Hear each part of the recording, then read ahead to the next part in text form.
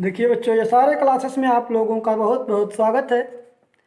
आज मैं प्रकाश के तीसरे पॉइंट पर चलता हूँ। दो टॉपिक आप लोगों का हो गया है, तीसरा टॉपिक है प्रकाश का पूर्ण आंतरिक परावर्तन क्या होता है। Total internal reflection. Total internal reflection क्या है? रिफ्लेक्शन। रिफ्लेक्शन मीन्स परावर्तन, रिफ्लेक्शन होता है अपवर्तन। ठीक, तो अब हमें पढ़ना है टोटल इंटरनल रिफ्लेक्शन के बारे में, पूर्ण आंतरिक परावर्तन के बारे में पढ़ना है दोस्तों। तो देखिए कि ये पूर्ण आंतरिक क्या है? पूरा का पूरा परावर्तन होना, पूरा का पूरा परावर्तन होना। तो ये कैसे होते हैं? तो देखिएगा कि प्रकाश, ठीक है,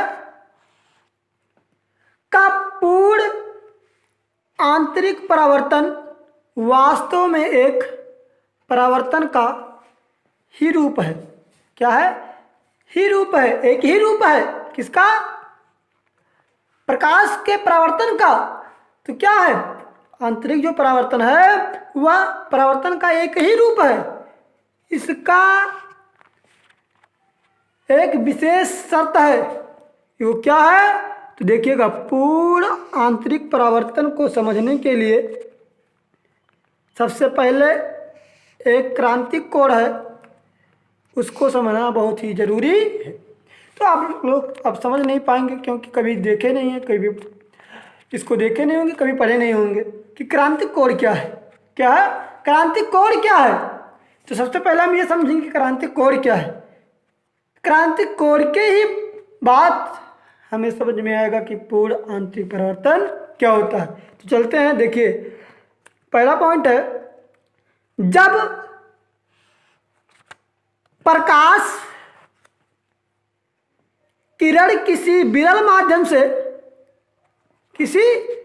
माध्यम से सघन माध्यम में गमन करती है। क्या करती है? गमन करती है, जाती है। तब क्या होता है? अपवर्तन के कारण यह अविलंब की तरफ झुक जाती है। क्या होती है? झुक जाती है। जब प्रकाश किरण किसी विरल माध्यम से चलती हैं और सघन माध्यम में गमन करती हैं तो यह प्रकाश के कारण या अर्थात अपवर्तन के कारण यह अविलंब की तरफ क्या होती हैं? मुड़ जाती हैं, झुक जाती हैं। अब देखिए दूसरा क्या है, जब प्रकाश किरण किसी सघन माध्यम से विरल माध्यम में, उल्टा है, वहाँ सघन विरल से सघन में जाता था, अब यहाँ सघन से विरल माध्यम की ओर चलता है। जब सघन से विरल माध्यम की ओर गति करती है तो यह अविलंब से दूर हट जाती है। क्या होती है? अविलंब से दूर हट जाती है। अब देखिए, जब अविलंब से दूर हटती हैं अर्थात आपको यहाँ बताया जा रहा है, देखिए चित्र में, कि मान जाए पानी का सतह है, ठीक है, इस पर एक अविलंब डाल दिया गया है, ठीक है, और वायु ये है, देखिए वायु है अर्थात विरल माध्यम। क्या है? विरल माध्यम है ना, वायु हमेशा विरल माध्यम होता है। और जल, ये नीचे वाला जल है, और जल क्या होता है? सघन माध्यम होता है। क्या होता है? सघन माध्यम होता है। जब पहला देखिए, जब किरण विरल माध्यम से गुजर रही है, ठीक है, तो यह आपतन बिंदु से क्या हो रही है?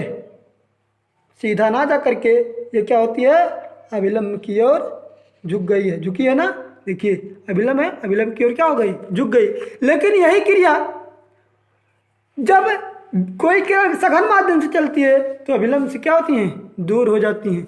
जैसे देखिए यहाँ एक सतह है, यहाँ एक क्या है? अविलंब है। अब यहाँ देखिए ये सघन माध्यम है। क्या है? सघन माध्यम है। ये क्या है? सघन माध्यम हो गया, ये हो गया विरल माध्यम। अब सघन माध्यम से कोई किरणें आ रही हैं, ठीक है, कोई किरणें सघन माध्यम से गिराया जा रहा है, तो आपतन बिंदु से या क्या होंगी? विरल माध्यम में यह सीधा ना जा करके यह क्या होंगी, ये इस तरह चली जाएंगी, अभिलंब से दूर क्या होंगी, अभिलंब से ये दूर हट जाएंगी। ऐसा क्या होता है, क्योंकि विरल माध्यम है, इनके कण दूर दूर होते हैं, वायुमंडल में इनके कण क्या होते हैं, दूर दूर होते हैं, इसी के कारण जगह ज़्यादा होता है और कण क्या हो जाते हैं, मुड़ जाते हैं। अब देखिएगा, अभी ये क्रिया है, पानी की सतह हो गई, क्या हो गई, पानी की सतह, या अभिलंब हो गया, क्या हो गया, अभिलंब हो गया। अब यहाँ देखिए सघन माध्यम, ये भी सघन माध्यम है, क्या, सघन माध्यम, क्या है, सघन माध्यम है। ये यह है विरल माध्यम, क्या है, विरल माध्यम है। अब देखिए यहाँ से जब किरण डाला गया, ठीक है, तो यह अभिलंब से दूर हट गया। अब इस किरण को थोड़ा और आगे कर दिया गया, देखिए यहाँ किया गया है ना, अब ये अभिलंब की तरफ झुका था इसमें, अब इसमें देखिए थोड़ा और इसको बढ़ा दिया गया। जब अभिलंब की तरफ ये थोड़ा झुका था तो इसकी किरणें अभिलंब से क्या हो, थोड़ा दूर हटती थी, ठीक है, लेकिन जब इसको अभिलंब से थोड़ा दूर इस किरण को डाला जा रहा है, ठीक है, जब यहाँ डाला गया तो ये क्या हो गई, पानी की सतह पर इसकी किरणें सीधी निकल गई, अर्थात 90 अंश का कोण बनाते हुए क्या हो गई, इसकी किरणें निकल जाती है, 90 अंश का कोण बना करके निकल जाती है। जब अभिलंब से थोड़ा दूर पर डाला जाता है किरण सघन माध्यम में और 90 अंश का कोण किरण बनाती है, तो उसी को क्या कहा जाता है, क्रांतिक कोण कहा जाता है। क्या कहा जाता है, क्रांतिक कोण कहा जाता है। समझ में आ गया। अब देखिए, अब क्रांतिक कोण से ही हमारा पूर्णांतिक कोण बनेगा, तो देखिएगा, अब यहाँ पर देखिएगा, पानी की मान लीजिए एक लेयर है, सतह है, ठीक है, इस पर एक अभिलंब है, ठीक।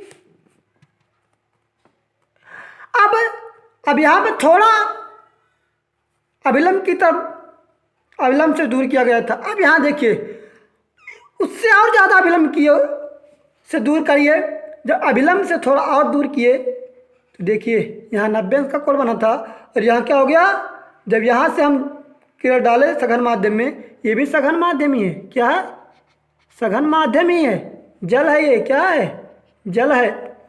तो जब यहाँ से किरण डालेंगे तो क्या होगी, जल में ही, ये इधर नहीं निकलेगा, जल में ही क्या होगा, ये परावर्तित होगी, जल में ही क्या होगी, यह परावर्तित हो जाएगी, अर्थात आ रही है तो आपतित है, जा रही है तो परावर्तित है।